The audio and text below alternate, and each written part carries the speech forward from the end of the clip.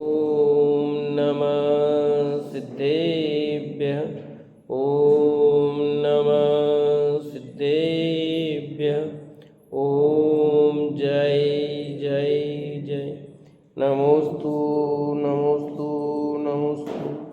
नमो अर्यन्ताणं नमो सेदाणं नमो ऐरियाणं नमो वजायाणं नमो लोये सवसाणं।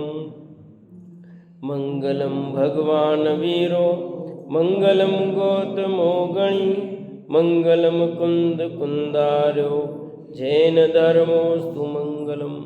सर्वमंगलम मांगल्यम सर्वकल्याणकारकम प्रदानम सर्वधर्माणां जैनम जयतु शासनम जैनम जयतु शासनम। अरिहंत देव वंदे गुरु वंदेन गणनान विहरायो धम्मदया मे वंदे कमख कारणम शुद्धम। बोलिए जिनवाणी मात की जय हो। बोलिए सरस्वती मात की जय हो। सुदृष्टि तरंगिणी नाम का ग्रंथ पंडित टेकचंद जी कृत। कल हमने चर्चा की थी 3 प्रकार के कृतघ्नि होते हैं, घर कृतघ्नि, पर कृतघ्नि और धर्म कृतघ्नि। और उसके बाद आगे की बात विश्वासघाती का स्वरूप। विश्वासघाती का स्वरूप कैसा होता विश्वासघाती। मैंने एक कहानी लिखी है इसी के लिए, कहा था ना मैंने सर कल, अभी लिखी है, कंबल वाले करके लिखी कहानी, जिसमें विश्वासघात की बात मैंने कही है। अभी लिखी है, कल 1-2 दिन में छपेगी। अभी लिख दी है, 2-4 दिन में अखबार में छप के आ जाएगी। अभी लिखी है 2-4 दिन पहले ही। उसमें उस कहानी में विश्वासघात की बात की कि विश्वास खत्म हो गया तो सब कुछ गया, विश्वास नहीं है तो फिर क्या है। उसमें वो बात कही गई है, जिसमें दूसरों का विश्वास उपार्जन कर कहें कि मैं तुम्हारी सहायता करूँगा, धन दूंगा, तुम्हारा दुख दारिद्र हरूंगा, तुम कुछ उपाय मत करो। इस प्रकार अनेक मीठे वचन बोलकर दूसरों का अपने प्रति विश्वास उत्पन्न करके पश्चात काम पड़ने पर मना कर देना, धोखा दे देना, मुझसे अब नहीं होता है, ऐसा कहकर उसके कार्य का नुकसान करना विश्वासघात है। देखो किसका नाम विश्वासघात। आपने किसको आश्वस्त कर दिया और आश्वस्त करने के बाद वो आपके भरोसे हुआ, ये विश्वास है ना। और उसका विश्वास तोड़ दिया भाई कि मैं तुम्हारी सहायता करूँगा कहा और फिर मौका आने पर सहायता नहीं की। मैं तुम्हें धन दूंगा कहा और धन नहीं दिया। तुम्हारा दुख दारिद्र दूर करूँगा और नहीं किया। तुमको छुपाए मत करना, मैं सब तुम्हारा करूँगा। ऐसा सब लोगों ने के साथ हुआ होगा। और कोई ऐसा, यहाँ जितने बैठे हैं मेरे हिसाब से कोई ऐसा नहीं होगा जिसके साथ विश्वासघात नहीं हुआ होगा। किसी न किसी प्रकार कहीं न कहीं सब ने चोट खाई है। जितने बैठे हैं अपन सब ने कहीं न कहीं, अपवाद रूप में कोई हो तो मैं नहीं कह सकता, जहाँ तक मेरा सर्वे है वो सर्वे तो यही कहता है हर व्यक्ति ने कहीं न कहीं उसके साथ विश्वासघात हुआ है और उसने भी किया है। ऐसा नहीं कि दूसरों ने उसके साथ किया, तो उसने भी कहीं न कहीं दूसरे के साथ विश्वासघात किया है। हाँ, विश्वासघात खुद ने किया ऐसे लोग कम हो सकते हैं, पर उसके साथ नहीं हुआ ऐसा बहुत कम है। कहीं न कहीं किसी न किसी प्रकार उसने चोट खाई है। ऐसे लोग, क्योंकि हम विश्वास में रहते हैं, काम पड़ने पर मना कर देना, धोखा दे देना, ये बहुत बड़ी बात है। मना करने से भी बड़ी बात है कि धोखा दे दे उसको। मुझसे अब नहीं होता, मैंने तो उस समय कहा था, थोड़ी होगा कोई। कहा जरूर था, मैं बात कहता हूँ कहा था, परंतु हमने तो उस दिन कहा था, आज हम कहाँ से करेंगे। गई आई गई बात खत्म हुई है। तो समय के अनुसार बदल जाए व्यक्ति, तो विश्वासघात है। भरोसे रखा किसी को और भरोसा तोड़ दिया आपने। अपन कहते हैं भरोसे, तेरे भरोसे था मैंने, तुमने हमारा भरोसा तोड़ दिया ना, विश्वासघात कहलाता है ये। अब यहाँ कल्पना द्वारा एक लौकिक दृष्टांत बनाकर विश्वासघात का लक्षण कहते हैं। जैसे एक किसान ने आषाढ़ महीने में अनेक कष्ट सहकर हल चलाकर खेत तैयार किया था। पश्चात जब अच्छी मेघ वर्षा हो चुकी, तब सभी खेती वाले घरों से बीज की गठरी बांधकर वन को चले। तब एक किसान को देखकर रास्ते में पड़ी हुई एक दुष्ट मनुष्य की खोपड़ी वहां हंसने लगी। उससे किसान को आश्चर्य हुआ, ये हड्डी की निर्जीव खोपड़ी क्यों हंसी। किसान ने उससे पूछा कि हे खोपड़ी, तुम क्यों हंसती हो। इस पर उस खोपड़ी ने कहा कि तुझे देखकर हंसती हूं। मैं देवता हूं, मैं तेरे ऊपर प्रसन्न हूं, अतः खेत में बीज बोने मत जाओ। मैं तुम्हारे खेत में बिना बोई ही बहुत अन्न करूंगी। किसान उसे देवी समझकर तथा अपने ऊपर प्रसन्न हुई जानकर उसके वचनों का विश्वास कर खेत में बीज बोए बिना ही घर चला गया। अन्य किसान अपने खेतों में बीज बोकर घर वापस आए। 10-20 दिन बीत जाने के बाद अपने अपने खेत देखने को सभी किसान चले तथा अन्न उगा देखकर प्रसन्न हुए। इस किसान ने भी विचार किया कि मेरे खेत में भी अन्न हुआ होगा, अतः यह भी देखने चला। परंतु राह में पड़ी खोपड़ी पुनः हंसने लगी। किसान ने पूछा कि तुम क्यों हंसती हो। तब खोपड़ी ने कहा कि तुम्हें देखकर हंसती हूँ। तुम कहाँ जा रहे हो। तब किसान ने कहा कि अन्य लोगों के हरे भरे खेत शोभा दे रहे हैं, मैं भी अपने खेत की शोभा देखने जा रहा हूँ। तब खोपड़ी ने कहा कि हे भाई, मैं तुम प्रसन्न हूँ, अन्य लोगों की अपेक्षा बहुत अन्न तुम्हारे खेत में करूँगी, तुम संतोष रखो। तब किसान उस खोपड़ी के वचनों का विश्वास करके घर वापस चला गया। 1-1.5 महीने पश्चात सभी किसान अपने अपने पुत्रों के लिए अपने अपने खेतों से फल ले लेकर घर आए। तब किसान के बालक अन्य लोगों के पास अनेक फल देखकर रोने लगे तथा फल मांगने लगे। इस किसान ने विचार किया कि यदि औरों के खेत में फल आ गए हैं तो मेरे भी खेत में फल आ गए होंगे। अतः वह भी खेत से फल लाने के लिए वन की ओर चला। तब राह में पड़ी वही खोपड़ी पुनः हंसी। किसान ने पूछा कि तुम क्यों हंसती हो। दूसरों के खेतों में फल हुए, सभी के बालक खा रहे हैं, इससे मेरे बालक रुदन कर रहे हैं। किसान के वचन सुनकर खोपड़ी हंसकर कहने लगी, हे सुबुद्धि, धैर्य रखो, चिंता मत करो, मेरे वचनों का कुछ तो विश्वास रखो। तुम्हारे खेत में इतना फल न होगा कि तुमसे गाड़ियों द्वारा ढोया भी नहीं जाएगा, परंतु विश्वास रखो, चिंता मत करो। ऐसा कहने पर यह देवी के वचन हैं, अन्यथा नहीं होंगे। ऐसा विश्वास कर पुनः घर वापस आकर बैठ गया। 2 महीने बाद अन्य लोग अन्य कूट उठाकर गाड़ी में भर भर कर अपने घर ले आए। इस किसान ने विचार किया कि मैं अपना खेत देखूं तो सही। तब अन्य दूसरे रास्ते से किसान खेत पर गया, देखा तो वहां घास उगी है, खाली मिट्टी के ढेले पड़े हैं। ऐसा खेत देखकर किसान की छाती टूट गई। मां दुखी हुआ, रुदन करने लगा कि पूरे वर्ष भर की मेरी रोटी गई, अब क्या करूं। खोपड़ी से रोता देखकर पुनः हंसने लगी। इस पर किसान ने पूछा कि क्यों हंसती हो। मैंने तुम्हारे वचनों का विश्वास करके खेत में बीज नहीं डाला।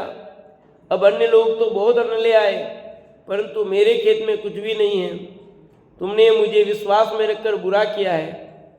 तब ये दुष्ट की खोपड़ी बहुत हंसती हुई कहने लगे कि हे भाई किसान, तुम सुनो, हमने जीवित अवस्था में बहुत से जीवों का बहुत प्रकार से विश्वास देकर बहुत बुरा किया था।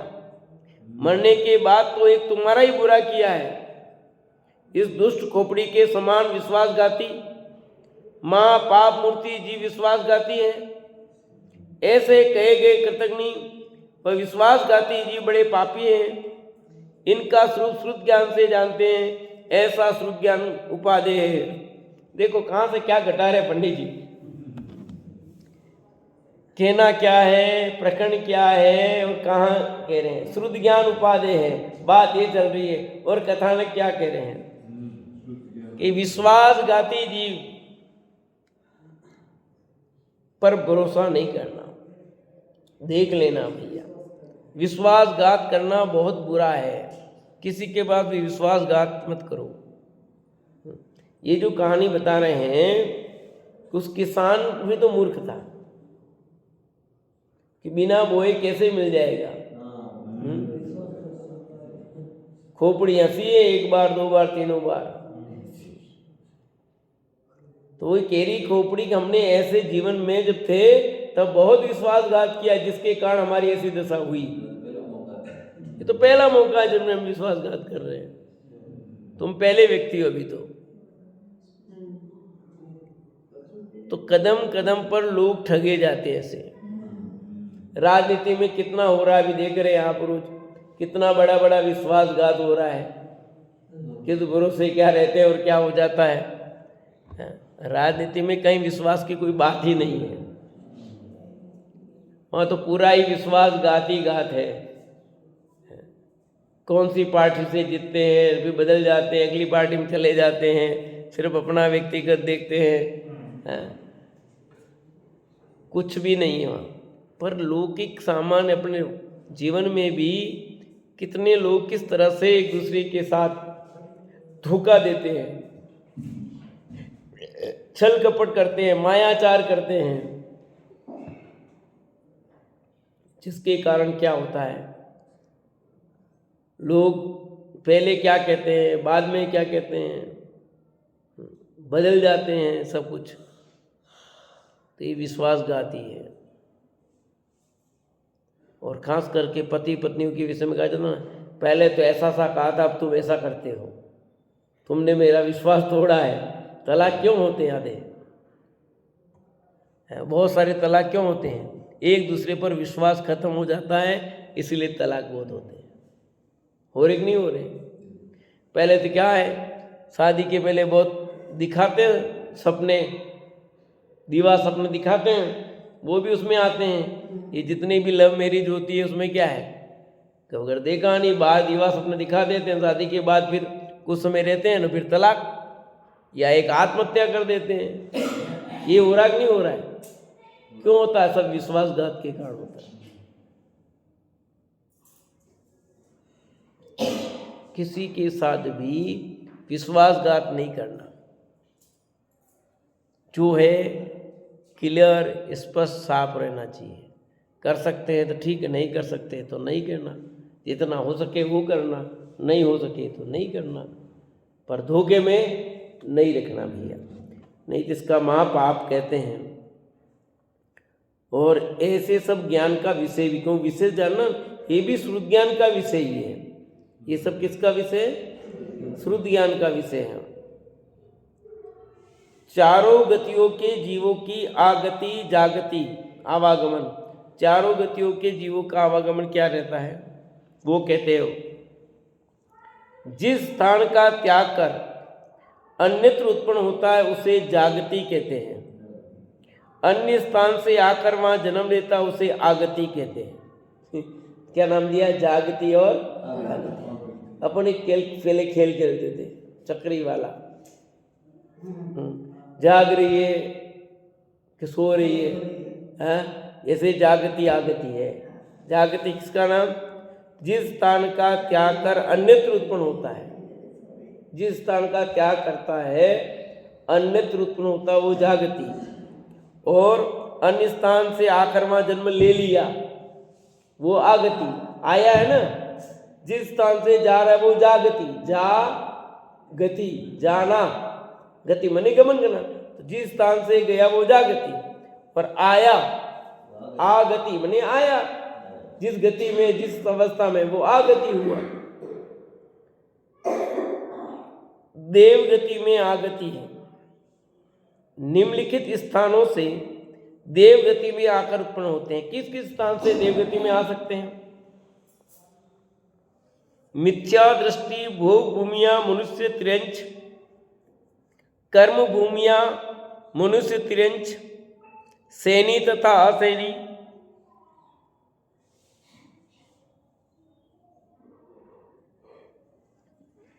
ये सभी शुभ भावों के फल से भवंतरिक में उत्पन्न होते हैं।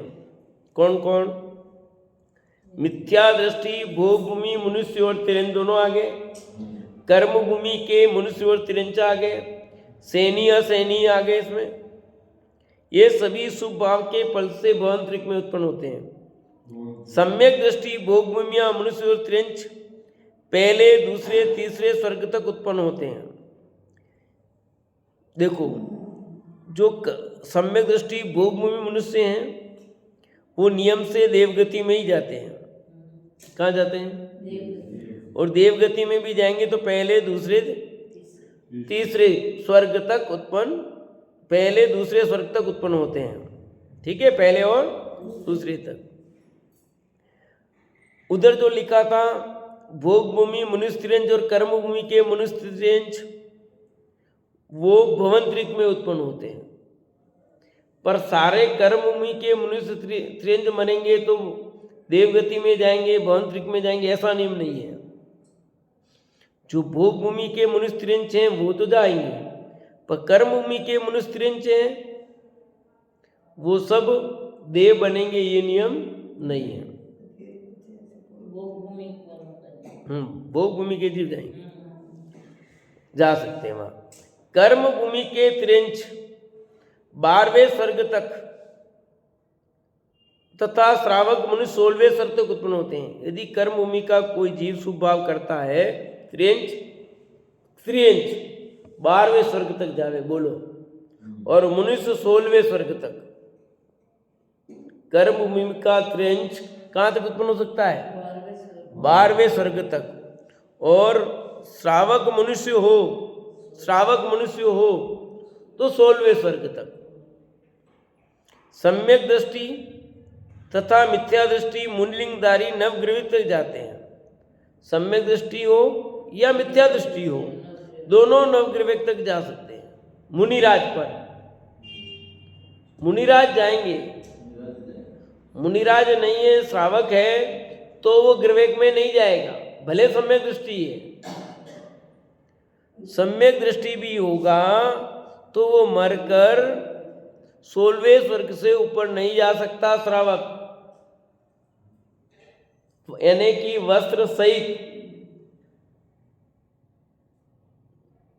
कोई भी जीव मरे, श्रावक व्रत को धारण करने वाला हो तो 16वें स्वर्ग से ऊपर नहीं जाएगा। यानी एलक, छुल्लक, आरिका, ये सब 16वें स्वर्ग से ऊपर नहीं जा सकते। सीता जी का जीव कहाँ गया? क्यों गया 16वें स्वर्ग? ऊपर क्यों नहीं गया? आरिका बनी थी, तो आरिका की तो वस्त्र हो गए कि नहीं हो गए? तो कोई स्त्री नग्न हो जाए तो भी नहीं जाएगी कि वस्त्र नहीं। अब तो वस्त्र के साथ में परिणामों की भी बात है। वस्त्र तभी उतरते हैं जब परिणाम जैसे हो, के तो निकृष्ट परिणाम हो, के तो निकृष्ट परिणाम हो तो उतरते हैं वस्त्र, के उत्कृष्ट परिणाम हो तो वस्त्र उतरते हैं, तभी उतरेंगे। तो निकृष्ट परिणाम से वस्त्र उतरे हैं तो जाएगा नहीं, और उत्कृष्ट परिणाम से स्त्रियों के वस्त्र उतरेंगे नहीं, वे आरिका तक रहेगी। तो 16वां स्वर्ग से ऊपर स्त्रियां नहीं जा सकती। लिखा ना, मुनिराज मिथ्या दृष्टि हो, सम्यक दृष्टि हो, तब नवग्रवेक तक जा सकते हैं। एक मिनट पूरा कर दूं। 9 अनुदिश और 5 अनुत्तर, इन 14 विमानों में सम्यक दृष्टि मुनि जाते हैं। नवग्रवेक तक तो सम्यक दृष्टि और मिथ्या दृष्टि दोनों जा सकते थे, पर उसके ऊपर 9 अनुदिश और 5 अनुत्तर में यदि कोई जाएगा तो मनुष्य जाएगा, मनुष्य में भी जाएंगे तो मुनिराज जाएंगे, और मुनिराज भी जाएंगे तो सम्यक दृष्टि भावलिंगी जाएंगे। सम्यक दृष्टि नहीं, भावलिंगी, यानी 6ठे 7वें गुणस्थान में जुड़ने वाले ही जाएंगे। ऊपर से नहीं मारने वाला चला जाएंगे। पर चौथे में हो तो क्या नहीं जाएंगे, 5वें में हो तो नहीं जाएंगे, तब नवग्रवेक तक जा सकते हैं। अब बोलो प्रश्न। ये जैसे हाँ आप बोलो। अभूत मोती के सम्यक दृष्टि और मिथ्या दृष्टि में कुछ फर्क है ही सम्यक दृष्टि होगा या मिथ्या तो फर्क तो है कि नवग्रवेक तक जाएगा तो सम्यक दृष्टि भी जा सकता है ना। मिथ्या दृष्टि जाता है, सम्यक दृष्टि जा ही सकता है, उसमें क्या निषेध है? जा सकता है ना, वो भी उच्च तप कर रहा है ना। परिणामों की शुभ भाव की बहुलता है, शुभ भाव की बहुलता है उसकी भी, और इधर भी है उसकी, पर सम्यक दृष्टि आगे भी जा सकता है ना। पर यहाँ पर भी जाएगा ना, वो तो पहले दूसरे सर्ग में भी पैदा हो सकता है सम्यक दृष्टि मुनिराज। नवग्रवे की क्यों, सम्यक दृष्टि मुनिराज भावलिंगी मुनिराज भी तो पहले दूसरे सर्ग में भी उत्पन्न हो सकते हैं। कुंद आचार्य कहाँ गए? नवग्रवेक में नहीं गए वो तो, नव अनुदिश में भी नहीं गए वो तो फिर अब वो तो भावलिंगी थे। वो तो ऐसा नहीं है, ये बता रहे सम्यक दृष्टि भी यहाँ जा सकता है और मिथ्या दृष्टि भी जा सकता है, दोनों जा सकते हैं, ऐसा बता रहे हैं। पर ऊपर अलग वापस भेद करना था कि ऊपर वाले में 9 अनुदिश में और 5 अनुत्तर में सिर्फ सम्यक दृष्टि मनुष्य मुनिराज ही जा सकते हैं और कोई नहीं जा सकता है, ऐसा।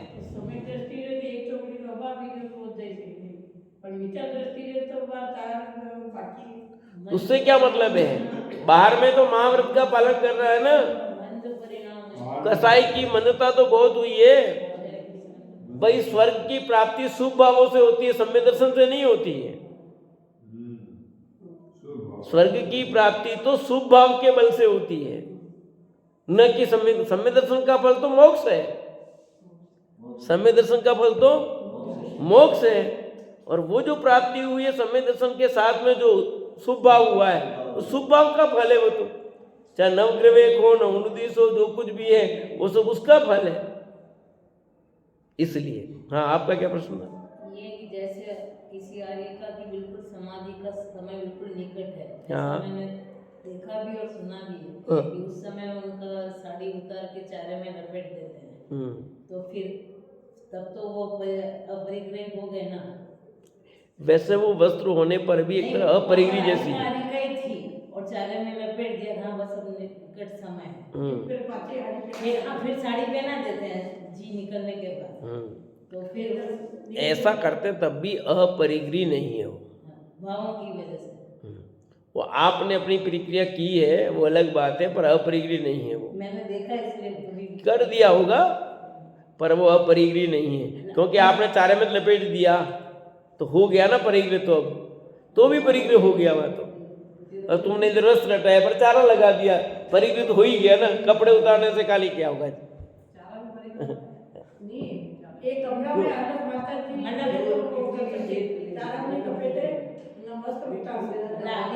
वो ऐसा एक सामान्य बताता हूँ, क्योंकि आर्यिका का आचरण महाव्रत जैसा होता है। आर्यिका का जो जीवन होता है वो महाव्रत जैसा होता है, पर महाव्रती नहीं होती, महाव्रती नहीं होती, और वो कर देते हैं, बाकी कोई इसकी वो नहीं है। अकेले आर्यिका ही होती है अंदर कमरा। हाँ, वो तो आर्यिका ही होती है और कोई नहीं होता है। वो करते हैं ऐसा, पर कोई उसकी वो मतलब नहीं है। हाँ,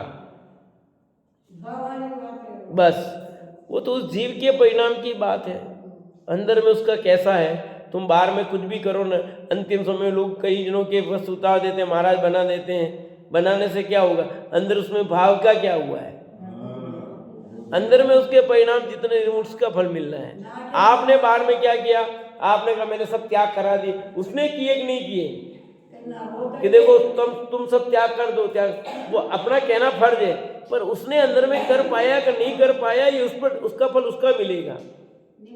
आपने बोला पर उसके अंदर में वो बात सुनाई दी कि नहीं दी, वो समझ पाया कि नहीं पाया, और उसने त्याग किया होगा तो उसका फल मिलेगा। आपके त्याग कराने से उसको फल नहीं मिल रहा है। अंतिम समय में कहते हैं ना, भैया सब त्याग, तुम्हारे सब त्याग, ये सब त्याग, ये अपना फर्ज अपन ने कह दिया, पर अंदर में उसने किया होगा तो फल मिलेगा। आपने खाट पे उतार दिया, नीचे सुला भी दिया, सब भी कर दिया, उससे कुछ नहीं होना है, क्योंकि परिणाम का फल किसका मिलेगा? उसको मिलेगा ना, उसके परिणाम का फल। आपके करने का परिणाम आपको फल मिलेगा। उसने त्याग किया कि नहीं किया है, उसके अंदर में क्या हुआ है। हाँ, अपने यहाँ हुआ था ना कि लोग वस्त्र उतार दिए थे जैसे, और महाराज बना दिए। अब उनको होश नहीं था, आवास भी नहीं था, किसी का नाम नहीं लेता है? पर हुआ क्या? हमारे एक रिश्ते में था हमारी वहां पर, उसके साथ भी वो वैसे पागल टाइप का था। नंदिन ने तो महाराज जी वहीं थे तो उन्होंने उतार दिए। उससे क्या होता है? जब तक अंदर में परिणाम निर्मल नहीं होंगे, उसकी शुद्धता नहीं होगी, तो फल नहीं मिलेगा। चलिए आगे चले। तो देव गति में जागति क्या होती है? ये तो आगति की बात हो गई। आएगा कहाँ से, अब जाएगा कहाँ पर? देव गति से जीव मरे तो कहाँ जा सकता है? 4 प्रकार के देव मरकर कहाँ जाकर जन्मते हैं, वह जागति है। भवनवासी वेंतर ज्योतिष देव, पहले दूसरे स्वर के देव मरकर पृथ्वी कायिक, अपकायिक, वनस्पति कायिक, सेनी पंचेंद्रिय त्रेन तथा मनुष्य, इन 5 स्थानों में जाकर उत्पन्न हो सकते हैं। देख लो क्या ठाड़ भोगा था। भवनवासी, वेंत्रवासी, ज्योतिषी और कल्पवासी में पहले दूसरे स्वर के देव। देखो कल्पवासी में पहले दूसरे स्वर के ले लिए, इंद्र नहीं लिया देना ना, इंद्र में शामिल करना। पहले स्वर के देव यदि मर जाए तो कहाँ जा सकते हैं? कि वे स्थावर में पैदा हो सकते हैं। पृथ्वी कायिक, जल कायिक, वनस्पति कायिक, या अग्नि कायिक, वायु कायिक नहीं लिखा। देखो ख्याल में आ रहा आपको? क्या क्या लिखा? पृथ्वी कायिक लिखा, अप कायिक मने जल कायिक, ठीक है। वनस्पति कायिक, वनस्पति कायिक में दोनों आ जाएंगे, साधारण और प्रतीक, ठीक है। निगोजिया जीव मतलब सेनी पंचेंद्रिय त्रियंच, यानी संगी पंचेंद्रिय त्रियंच भी हो सकता है। और मनुष्य सब संगी पंचेंद्रिय होते हैं। ये 5 स्थान में उत्पन्न होगा यदि मरेगा तो। ये जीव वायु कायिक और अग्नि कायिक क्यों नहीं दिए? नहीं होंगे, आगे बताते हैं। उस प्रकार के भाव नहीं होंगे, हर टाइप के भाव चाहिए। कोई भी जीव बनता है तो उसके भाव के अनुसार ही अगली गति में जाता है। और गति में भी कौन सी अवस्था है। अब त्रिंज गति में भी सभी त्रिंज बनेगा जरूरी थोड़ी है, उसमें भी बहुत है। स्थावर है तो 3 ही आए, 2 ही अग्नि के वायु जैसे परिणाम उनके नहीं होते। उस गति में उत्पन्न हो ऐसे परिणाम उनके नहीं होते, इसलिए नहीं होते वो। आप यहाँ मरोगे तो आप इसी टाइप का मच्छर क्यों होंगे मर करके? मच्छरों में हजारों भेद हैं, तो वही क्यों हुए? और वनस्पति में भी 14 लाख वनस्पति, 10 लाख 14 लाख वनस्पति है ना। तो आप उस वनस्पति में आम का पेड़ ही क्यों हुआ वो जीव? कोई नींबू का ही क्यों हुआ? कोई संतरा ही क्यों हुआ? कोई घास हुआ तो गाजर घास ही क्यों हुआ? कोई दूसरी घास ही क्यों हुआ? आया ख्याल में नहीं है? कोई मक्की क्यों हुआ, कोई गेहूं ही क्यों हुआ, कोई चना ही क्यों हुआ, कोई सरसों ही क्यों हुआ। इसका मतलब अग्नि कायक और वायु कायक में ज्यादा परिणाम खराब होते हैं, इसलिए उनको उस टाइप के उनके परिणाम नहीं होते, इसलिए उत्पन्न नहीं होते वो। तो जिस जीव ने जो सा परिणाम किया था उसमें उत्पन्न होता है। तो अब समझो कि परिणामों की कितनी विचित्रता है, परिणामों की क्या तारतम्यता होगी। कल्पना करो, थोड़ा विचार करो अमरलाल साहब, हैं? सामने देखो सारी चीजें। अब देखो ये जीव ऐसा ही क्यों हुआ, एक पानी का कीड़ा ही क्यों हुआ, एक मटर में इल्ली हुआ, एक चावल में इल्ली हुआ। तो चावल की इल्ली अलग होती है और मटर की इल्ली अलग होती है। तो उस जाति का जिसने कर्म बांधा था चावल वाली इल्ली का, वो उसमें उत्पन्न हुआ। जिसने मटर वाली ऐसे वाली, तो वो उसमें उत्पन्न हुआ। जगह भी फिक्स है। सुमन दीदी क्या कहा, बोलो। कौन सी इल्ली बनना पता है?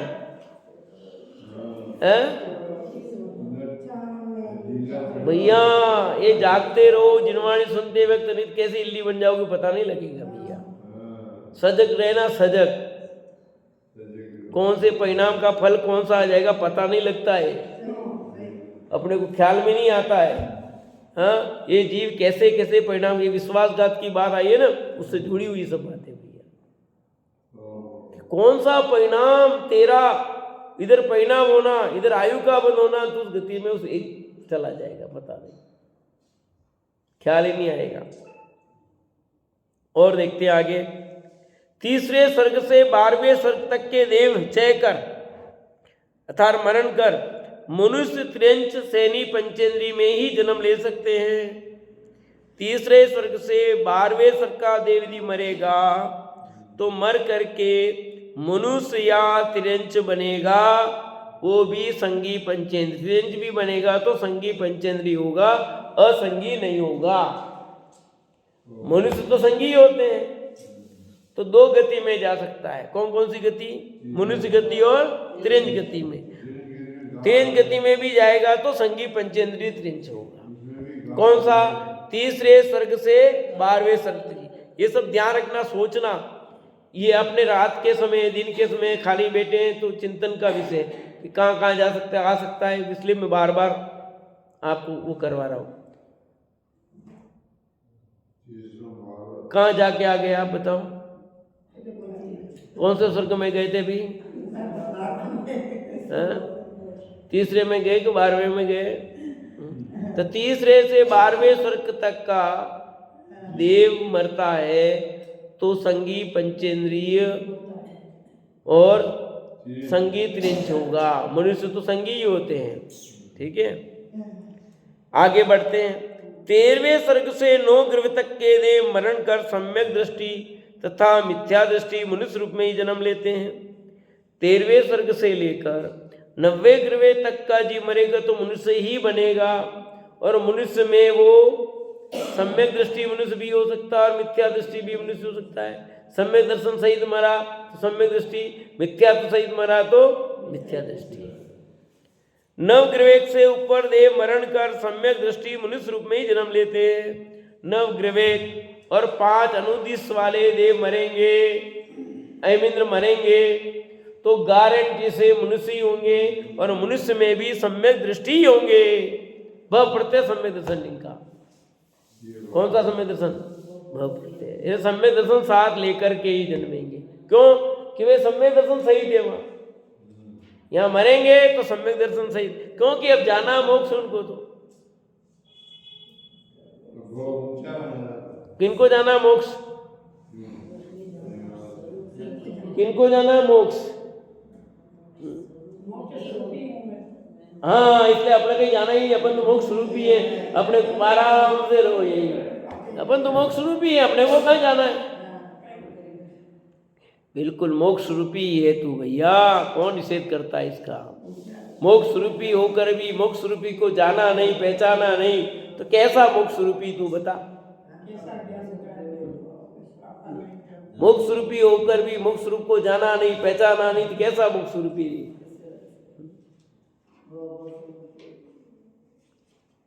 बहुत मुश्किल काम है। समझना है कि इस जीव ने कैसी कैसी पर्याय धारण की है। हाँ, कहाँ तो देवों के ठाठ, कहाँ वे भोग, और कहाँ एक इंद्रिय में उत्पन्न हो जाता जीव। कहाँ एक इंद्रिय में उत्पन्न हो गया? बोलो। ते चेता वर्तन द्रह्यो परिवर्तन पूरे करे। जो विमान वास यूं था है, सम्यक दर्शन बिन दुख पाए। विमानवासी देव भी हुआ तो क्या हो गया भैया? सब हो गए। मनुष्य से ज्यादा तू स्वर्ग में गया, नरक से ज्यादा देवगति में गया है। अपन सब देव ज्यादा बने, नरक कम गए। मनुष्य से भी ज्यादा देव बने, तो भोग तो बहुत भोगे। मेरे को ये मिल जाए तो कोई बात नहीं, ये मिल जाए तो मैं फिर कुछ नहीं करूंगा। फिर कुछ नहीं करेगा। भोगों की तृष्णा तो मिटती ही नहीं है। आशा तृष्णा से जला हृदय। किससे जलाए? आशा तृष्णा से जला हृदय। क्या करेगा तो भैया? सोचो भैया। तो देवगति की आगति और जागति होगी, समझ में आई? अब एक बार और बोल देता हूं, फिर पूछूंगा। देव गति में कौन कौन जीव आ सकते हैं? क्या नारकी, सुनना, क्या नारकी मरकर देवगति में उत्पन्न हो सकते हैं? बोलो पीछे मम्मी। कोई नारकी जीव मरकर देवगति में जा सकता है कि नहीं जा सकता है? जा सकता है। इसका मतलब ध्यान से सुना ही नहीं आपने। चलो बोलो सुमन दीदी। नहीं जा सकता। हाँ, कोई नारकी जीव मरकर देवगति में नहीं जा सकता। क्यों नहीं जा सकता? तो क्यों बताया था। नरगति का नाम लिए पर जाता है तो किस कारण जाता है वो बताया था। पन्ने पलटने से कुछ नहीं मिलेगा आपको, सुना होगा तो ही समझ में आएगा। बोलो इधर से। क्यों जा सकता है? नहीं जा सकता है क्योंकि नरक में शुभ भाव होते कहाँ है? शुभ भावों की बहुलता नहीं होती है, अशुभ भावों की बहुलता होती है नारकी जीवों की, इसलिए नहीं जाते हो। नारकी मर करके देवगति में नहीं जा सकता क्योंकि वहां अशुभ भाव की बहुलता है, शुभ भाव की बहुलता नहीं है। शुभ भाव तो होते हैं, बिल्कुल नहीं होते ऐसा नहीं, परंतु अशुभ भाव की बहुलता वहां। ठीक है। भोग भूमि का मनुष्य मरे या त्रिंज मरे तो कौन सी गति में उत्पन्न होगा? कौन सी गति में उत्पन्न होगा? बोलो। अभी तो पढ़ा है, एक ही गति तो पढ़ी है, देवगति में आया ना। कर्म भूमि मनुष्य त्रिंज सैनी असैनी भी शुभ भाव के फल से भवंतरिक में उत्पन्न हो सकते हैं। भवनवासी, व्यंतरवासी और ज्योतिषी। भवंतरिक का मतलब है भवनवासी, व्यंतरवासी और ज्योतिषी, तीनों में उत्पन्न हो सकते हैं। खाली भवनवासी नहीं, भवंतरिक का अर्थ था भवनवासी, व्यंतरवासी और ज्योतिषी। तो अब यहां से क्लियर हो गया है कि कोई भोग भूमि का मनुष्य त्रिंज मरता है तो ऊपर के स्वर्गों में उत्पन्न होगा क्या? नहीं होगा। यदि मिथ्या दृष्टि है तो नहीं होगा, और सम्यक दृष्टि भोग भूमि का मनुष्य है तो ऊपर लिखा था मिथ्या दृष्टि भोग भूमि मनुष्य त्रिंज, और नीचे लिखा है सम्यक दृष्टि भोग भूमि मनुष्य त्रिंज। मरेगा तो वो भवंतरिक में उत्पन्न नहीं होगा। यदि सम्यक दृष्टि है, भोग भूमि का मनुष्य हो चाहे त्रिंच हो, वो मर करके भवंतरिक में उत्पन्न नहीं होगा। क्यों नहीं होगा? कि कोई भी सम्यक दृष्टि जीव मर करके भवंतरिक में उत्पन्न नहीं होता, ये नियम है। स्त्री पर्याय धारण नहीं करता, देवी भी नहीं होगा, तो मैं नरक में चढ़ देव ही बनेगा। जबकि यहाँ ऐसा नहीं है, यहाँ देवी भी बन सकता है। मिथ्या दृष्टि जो है ना, वो तो देव भी बन सकता है, देवी भी बन सकता है, पर सम्यक दृष्टि तो देव ही बनेगा, देवी भी नहीं बनेगा। स्त्री पर्याय का छेदन हो जाएगा, हाँ। तो देवी कैसे बनेगी? फिर बताया था कर्म भूमि के त्रिंच, जो त्रिंच है वो 12वें स्वर्ग तक, ठीक है। कर्म भूमि के त्रिंच कहाँ तक जा सकते हैं? 12वें स्वर्ग तक। और श्रावक मनुष्य हो तो 16वें स्वर्ग तक।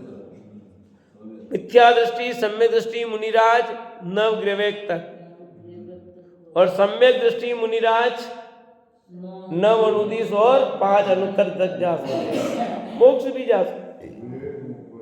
तो ये देव गति की आगति हुई, जागति की भी बात की अपन ने, और आगे चलेगी नरक गति में आगति जागति क्या होती है, उसकी चर्चा अपन कल करेंगे।